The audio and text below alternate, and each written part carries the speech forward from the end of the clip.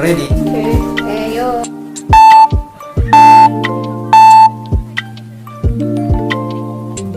Welcome to WeRV Podcast.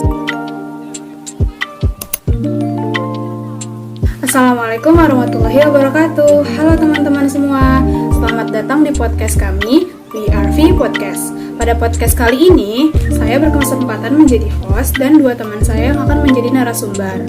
Dan judul podcast kita kali ini adalah penyebab matematika tidak disukai oleh siswa menurut filsafat. Jadi, yang akan kami bahas dan kami ulik adalah mengenai mengapa matematika dianggap sulit, mengapa banyak siswa yang tidak menyukai matematika, bagaimana pandangan filsafatnya, dan yang pasti bagaimana cara mengatasinya. Jadi sebelum itu, perkenalkan saya Rafalia Destiati sebagai host. Perkenalkan, nama saya Wisnu Maulana Putra. Di sini saya sebagai narasumber pertama. Saya Veronica sebagai narasumber kedua. Yaudah ya, langsung aja kita mulai podcastnya. Tapi sebelum itu, salah satu narasumber kita berhalangan hadir, jadi hanya bisa melalui via video call. Halo Wisnu, gimana kabarnya? Halo Rafa, Nika. Alhamdulillah kabar baik. Kalau Rafa sendiri gimana kabarnya? Saya sendiri alhamdulillah baik. Nika apa kabar? Alhamdulillah juga baik. Jadi di podcast sekarang kan judulnya penyebab matematika tidak disukai oleh siswa menurut filsafat. Nah, pertama, mengapa siswa tidak menyukai matematika? Menurut Wisnu, kenapa? Oke, aku mau jawab ya. Kenapa siswa tidak menyukai matematika? Kita bisa lihat, kita bisa tinjau dari beberapa fakta yang ada di lapangan. Kalau memang benar, guru matematika itu biasanya cenderung memberikan metode pembelajaran yang lebih serius, sehingga membuat siswa menjadi bosan. Aku punya contoh nih. Aku dulu sekolah di SMA 3. Aku juga diajar sama guru matematika yang karakternya serius. Jadi si guru ini terlalu terpaku sama papan tulis. Dia mengajar hanya menghadap papan tulis tanpa ada interaksi dengan siswa yang di belakang. Siswa yang di belakang tentu merasa tidak diperhatikan, sehingga itu yang membuat dia bosan.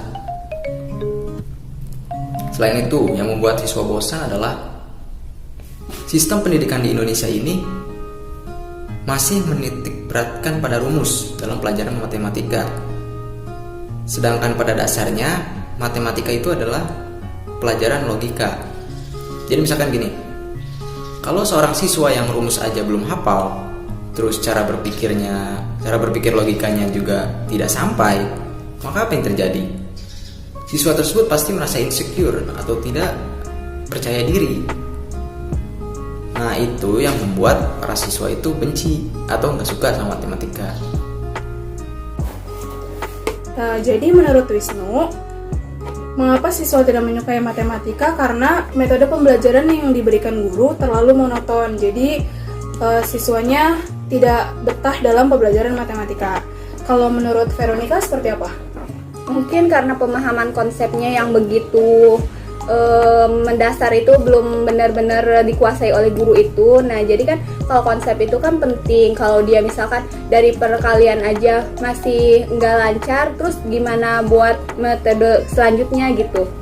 Jadi menurut Nika, konsep dasarnya tuh kurang dipahami sama guru, makanya kurang bisa menjelaskan dengan baik pada siswa gitu. Oke, jadi poin selanjutnya adalah mengapa matematika dianggap sulit? Menurut Veronica kayak gimana? Kalau matematika dianggap sulit itu biasanya siswa itu menilai matematika itu biasanya bersangkutan hanya dengan angka, rumus, hitung-hitung, sedangkan matematika itu sebenarnya lebih dari itu. Kenapa mereka tidak suka? Faktor lainnya dari gurunya itu sendiri. Kenapa? Karena biasanya guru matematika itu lebih kayak dari penampilan, dari sikap itu kayak menyeramkan gitu. Pengalaman sendiri kan, rata-rata kalau guru matematika kita nggak ngerjain tugas. Nah, tugasnya itu belum selesai atau nggak ke bawah, pasti kita tuh dihukum. Hukumannya itu bikin kita selalu kebayang terus. Nah, makanya sebagai siswa mereka tuh kayak udah deh nggak mau deh belajar matematika. serem banget. Jadi menurut Nika, mengapa matematika dianggap sulit? Karena berhubungan dengan angka, terus rumus, pokoknya hitung-hitung. Makanya jadi siswa tuh kurang berminat untuk mempelajarinya, kecuali untuk tuntutan nilai. Kan tadi Nika sudah memberikan pendapatnya. Kalau menurut Wisnu, pendapat Wisnu seperti apa? Kenapa matematika dianggap sulit? Oke, mau nambahin mengenai hal ini. Jadi ada beberapa faktor yang membuat siswa mengalami kesulitan dalam belajar matematika. Faktor yang pertama ada faktor fisiologis. Maksudnya apa sih? Maksudnya itu kurang bekerjanya susunan saraf dalam otak. Dan faktor yang kedua itu faktor kejiwaan, di mana kurang mendukungnya perasaan hati atau emosi untuk kemauan dia dalam belajar. Jadi nggak ada sama sekali rasa kemauan dalam diri dia untuk belajar, apalagi belajar matematika. Faktor yang ketiga ada faktor intelektual. Faktor intelektual itu maksudnya kurang optimalnya tingkat kecerdasan pada peserta didik. Memang kalau misalnya kita bicara tentang intelektual, setiap orang tentu memiliki intelektual yang berbeda-beda. Jadi peserta didik pun sama. Ada yang kuat di misalkan bahasa Inggris, ada yang kuat di matematika. Jadi itu yang membuat mereka sulit. Dan faktor yang terakhir adalah faktor kependidikan. Karena faktor kependidikan itu belum optimal di Indonesia. Jadi perlu kita sadari nih, tidak semua siswa itu mempunyai tingkat intelektual yang tinggi. Selain itu, penalaran siswa dalam memahami materi pelajaran pun ada yang cepat, ada yang lambat. Jadi itu tergantung pada kependidikannya. Dalam hal ini adalah tenaga didik. Jadi menurut Wisnu, mengapa matematika dianggap sulit? Karena faktor fisiologis, faktor kejiwaan, faktor intelektual, dan faktor kependidikan. Poin ketiga, ada sebuah kutipan yang berbunyi, pendidikan filsafat ampuh tingkatkan nilai matematika dan literasi anak. Boleh kalian berikan pendapat kalian mengenai hal tersebut dari Wisnu terlebih dahulu? Oke, mengenai pandangan filsafat. Aku udah pernah baca beberapa literatur dari Stanford Encyclopedia of Philosophy yang mengatakan bahwa filsafat itu belum cocok masuk ke ranah kurikulum sekolah menengah, apalagi sekolah dasar. Karena ada beberapa hal. Yang pertama, filsafat itu membutuhkan suatu pemikiran yang kognitif yang dimana anak-anak usia pada masa sekolah menengah, apalagi sekolah dasar itu belum memilikinya. Dan yang kedua, jika kita kenalkan para siswa dengan filsafat, dikhawatirkan akan mengalihkan perhatian mereka dari apa yang seharusnya mereka pelajari. Dan itu akan membuat para siswa menjadi pribadi yang skeptis atau ragu dalam melakukan sesuatu hal. Itu bahaya bagi mereka. Baik, terima kasih Wisnu. Apakah Nika ingin menambahkan? Baik, sedikit saya akan menambahkan apa yang dikatakan Wisnu itu sudah benar. Persoalannya, selama ini filsafat itu lebih dikenal atau dipahami oleh banyak orang itu sebagai materi yang kompleks, terstruktur, dan berat. Sedangkan filsafat itu dipelajari tidak hanya orang dewasa saja, malahan dari anak-anak hingga orang tua. Nah, tinggal disesuaikan aja dari segi metodenya. Nah, terus kita tuh misalkan jadi orang tua tidak boleh membunuh rasa keingintahuan seorang anak. Kenapa? Karena rasa ingin tahu yang besar dari seorang anak adalah modal utama untuk meraih prestasi jika dia sudah masuk sekolah. Sebagaimana ragam hasil penelitian para ahli pendidikan di beragam lembaga, rasa penasaran adalah kunci agar mereka lebih banyak membaca. Baik, terima kasih Nika atas pendapatnya. Kalau menurut saya sendiri, dengan pendidikan filsafat, pembelajaran berlangsung secara lebih sederhana dan bermula dari keingintahuan siswa itu sendiri. Dan terbukti dari fakta yang telah terjadi, nilai matematika dan minat membaca siswa menjadi lebih meningkat dengan adanya pendidikan filsafat. Jadi pendidikan filsafat ampuh tingkatkan nilai matematika dan literasi anak merupakan pernyataan yang benar. Oke, yang terakhir, bisa kalian berikan solusi untuk permasalahan yang sering terjadi dalam pembelajaran matematika? Boleh dari Nika terlebih dahulu. Kalau dari saya, lebih ke strategi atau cara yang diterapkan oleh guru.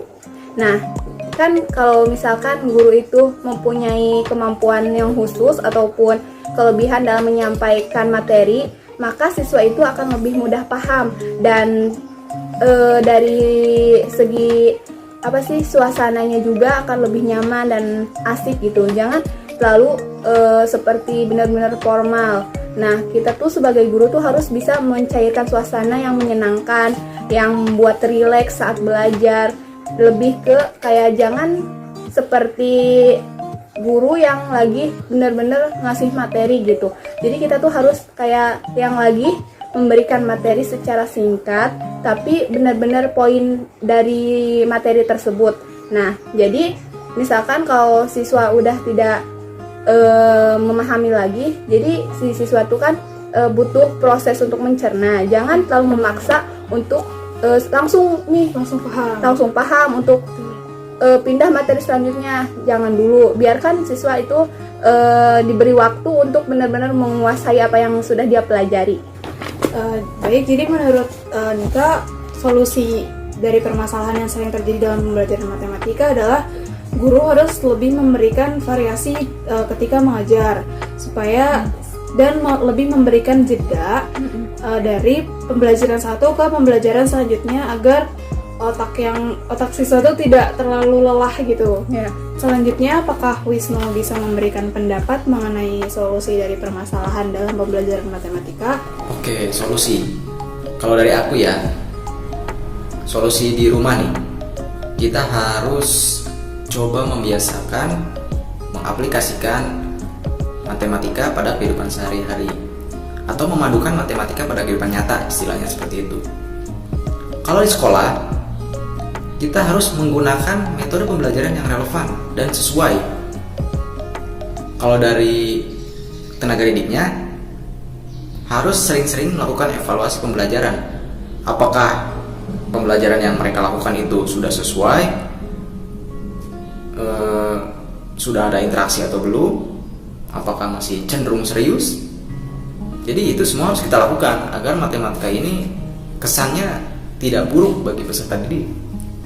Baik, menurut Wisnu, solusinya adalah padukan matematika dengan dunia nyata. Jadi penerapan atau pengaplikasian atau contoh yang diberikan lebih ke apa yang terjadi di dunia nyata. Jadi kesimpulannya, dengan penerapan filsafat dalam pembelajaran matematika, maka proses belajar mengajar akan berjalan dengan efektif dan efisien. Filsafat memberikan keuntungan bagi guru dan juga siswa. Bagi guru, dengan adanya pelajaran filsafat, maka guru akan lebih memahami karakter dari siswa-siswanya.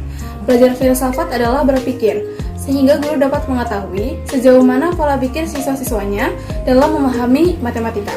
Nah, sepertinya diskusi kami mengenai penyebab matematika tidak disukai oleh siswa menurut filsafat cukup sampai di sini. Semoga pembahasan kami dapat membuka lebar mindset teman-teman sekalian bahwasannya matematika bukanlah pelajaran yang harus dihindari, tetapi bisa menjadi pelajaran yang asyik dan menyenangkan. Kami dari WeRV Podcast pamit undur diri. Wassalamualaikum warahmatullahi wabarakatuh. Jangan lupa untuk like, komen, Dan subscribe.